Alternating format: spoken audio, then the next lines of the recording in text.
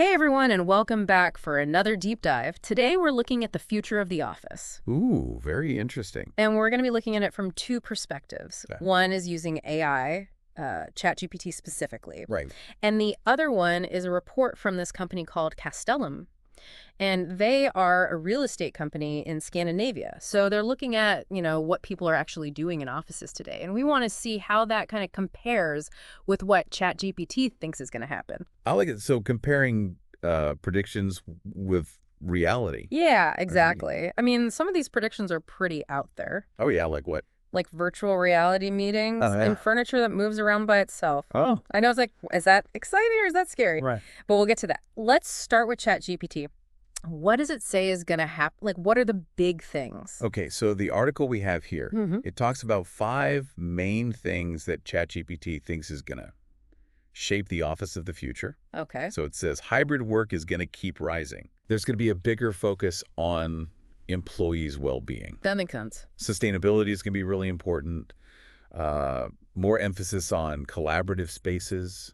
Okay. And a ton more technology, obviously. So it's like the office is becoming like this, this super high-tech place where everybody is happy and productive. Right, exactly. Sounds pretty good in theory, but let's look at some of the details. Like, what does it mean by intelligent sensors and modular furniture? Oh, yeah, those are 2 things that ChatGPT talks about. So intelligent sensors, Mhm. those could be like sensors that adjust the lighting or the temperature Okay. based on who's in the room. So it could save energy and it could make people more comfortable. Interesting. And modular furniture. So Yeah. instead of like, your typical desks and cubicles, Right. it could be furniture that you can easily move around. Okay. So teams could reconfigure their space, like, if they need to brainstorm or if they need to work individually. So it's like the office kind of adapts to your needs Yeah, exactly. throughout the day. That's pretty cool. But I do wonder, if we have all this technology, like, will it just be more distracting? That's a good question. I mean, even now it's hard to focus with all the emails and notifications. Is a smarter office going to make that worse? Yeah. I mean, that is something to think about. Technology should help us Right. not distract us. It's all about balance. Exactly. Okay, well, let's see what the actual humans have to say Okay. about this. This Castellum report, it's about offices in Scandinavia, Right. and it actually has some surprising findings. Really? Like what? It's like it turns out a lot of people are still going to the office, Hmm. even though, remote work is so popular. So how many people are we talking? 9 out of 10 employees in the survey. 9 out of 10. Yeah, they said they work from the office at least half the week. That's a lot more than I would have expected. I know, right? Yeah. Seems like people actually want to be in the office. Well, it sounds like it. But why? What's drawing them back? Well, the report says that a lot of people value the social connections. Okay. They miss those chats by the water cooler or the coffee breaks, Oh, yeah. those impromptu conversations. Yeah. I mean, I miss those too. It's like we're social creatures, Absolutely. We need that interaction. So does that mean like all this futuristic stuff is kind of missing the point? I wouldn't say that. I think technology can actually enhance collaboration. Okay. Imagine like interactive whiteboards where people can brainstorm together, even if they're in different locations, or platforms that make it easier to share knowledge and communicate. Okay, I see what you mean. It's like you can have the best of both worlds. Exactly. The technology and the social connection. But what about this whole well-being thing? Is that really a priority for companies? Oh, yeah. I think it's becoming more and more important. It's not just about physical health anymore. Right. It's about mental and emotional well-being, too. So, like, creating a supportive environment where people feel valued and they have a sense of purpose. That makes sense. And what's really interesting is that the Castellum report found that younger workers are even more positive about the office Oh, really? than older generations. Mm-hmm. Why is that?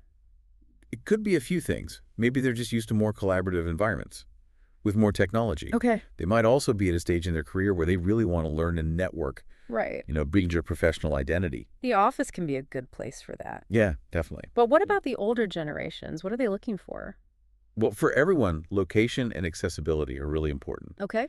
Having an office that's easy to get to, whether that's close to home or public transportation or parking. It seems like the office isn't going away. And it sounds like it's changing, though. Yeah, it's definitely evolving Yeah. to meet the needs of a changing workforce. It's becoming more about a space for connection and collaboration, less about just, sitting in your cubicle all day. Yeah. So how does that fit with like what ChatGPT was saying about individual comfort and, workspaces adapting to each person? Yeah, that's a good point. It seems like those two ideas might clash a bit. Right. It's not just about designing for individuals. It's about designing for interaction, too. Okay. Like, those chance encounters? You bump into someone in the hallway, Right. you have a quick chat, and suddenly you have a new idea. Yeah, those are important. Those wouldn't happen if everyone was just tucked away in their own little pod. Exactly.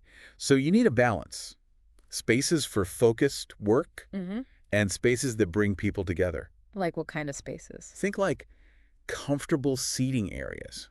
Maybe a cafe where people can grab a coffee and chat. Okay. Or even outdoor spaces Oh, yeah? for meetings or brainstorming. And this is Scandinavia, so those spaces better be warm and inviting. Oh, yeah, definitely. Especially in the winter. You want people to actually want to be there. Right. It should be a perk, not a punishment. Ex- Okay, so ChatGPT also mentions sustainability. How does that line up with what's happening in Scandinavia? Well, Scandinavian companies are really focused on sustainability.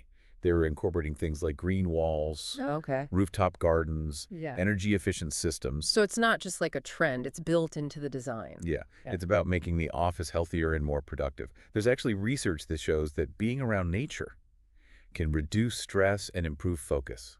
Interesting. So you're not just helping the environment, you're helping the employees too. It's a win-win. Exactly. And it shows that the company cares Mm-hmm. about their employees and the planet. Which can attract talent.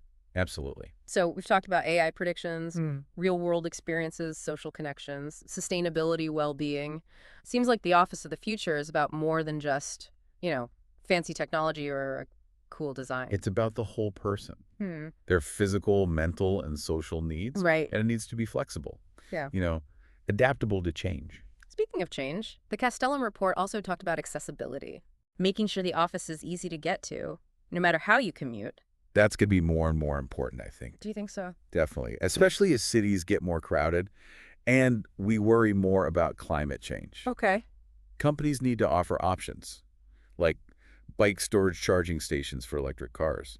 So it's not just about the office itself, it's about how you get there, too. Right. It's all connected. It's like the office is becoming part of the city, rather than separate from it. I like that idea. And it goes back to that blurring of lines between work and life. Exactly. The office is becoming more than just a place to work. It's a place to connect, to socialize, to learn. To be part of a community. Exactly. So back to ChatGPT. How well do you think it did in predicting the future?